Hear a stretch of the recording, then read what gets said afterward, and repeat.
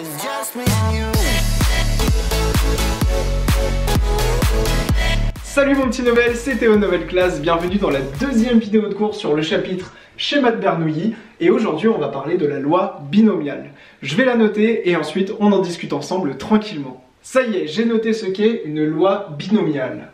Alors on va prendre en compte un schéma de Bernoulli dont j'ai parlé en détail dans la vidéo de cours précédente. Donc si tu ne sais pas ce qu'est un schéma de Bernoulli, revois la vidéo de cours précédente et puis reviens sur cette vidéo, ce sera beaucoup plus clair pour toi. Pour que cette explication soit plus claire, je vais quand même faire un petit dessin au fur et à mesure qu'on la découvre ensemble.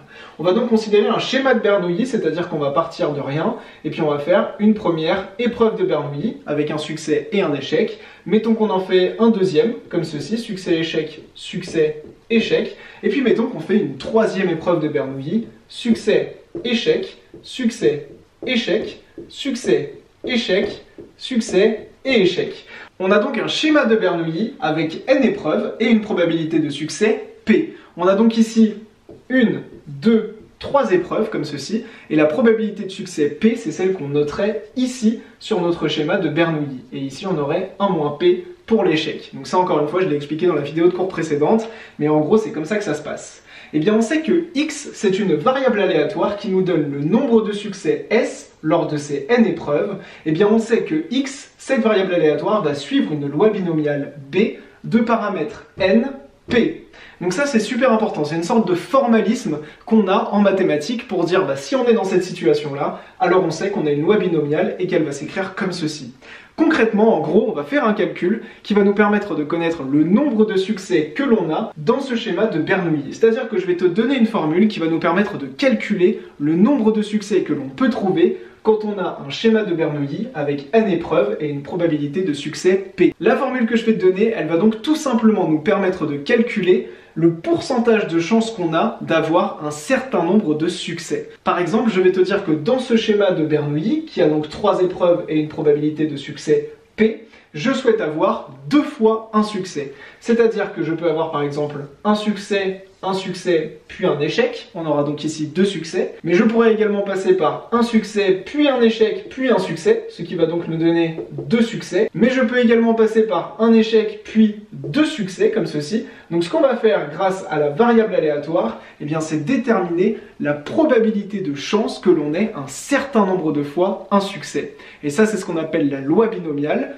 B de paramètres n, c'est-à-dire le nombre d'épreuves, ici 3, P, c'est-à-dire la probabilité de succès. Et je vais te donner tout de suite la formule qui nous permet de calculer ça. On a donc que la probabilité qu'on ait un nombre k de succès, c'est-à-dire par exemple 10 succès, ou 100 succès, ou 1000 succès dans un très grand schéma de Bernoulli, cette probabilité, elle est égale à k parmi n, facteur de la probabilité P puissance k, facteur de la probabilité 1 moins P, puissance n moins k. Alors vu comme ça a l'air compliqué, mais en fait c'est super simple. Ce qu'on va faire, c'est tout d'abord calculer le k parmi n.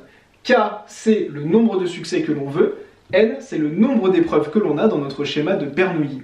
Cette formule, elle est égale à n factoriel divisé par k factoriel, facteur de n moins k factoriel. Et donc le factoriel, en fait, c'est qu'on va multiplier la valeur par toutes les valeurs inférieures positives. Par exemple, si j'ai n qui est égal à 3, n factoriel sera égal à 3 fois 2 fois 1. Ce calcul, évidemment, dans 99, même dans 100% des cas, on va le faire à la calculatrice. Et je te montrerai dans la vidéo d'exercice dans le parcours SPEMAT sur novelclass.com qu'avec la calculatrice, on a en fait des boutons qui nous permettent en 2 clics de calculer la valeur de k parmi n. Donc en fait, c'est super simple avec la calculette. On va donc calculer k parmi n à la calculette, multiplié par P que l'on connaît, puissance K, que l'on connaît aussi, puisque c'est le nombre de succès que l'on veut, multiplié par 1 moins P que l'on connaît, du coup, puissance n moins k, n le nombre d'épreuves et k le nombre de succès que je souhaite. Donc en fait on connaît tous les chiffres dans cette formule et ça nous permet sans aucun problème d'avoir le nombre de succès dans notre schéma de Bernoulli.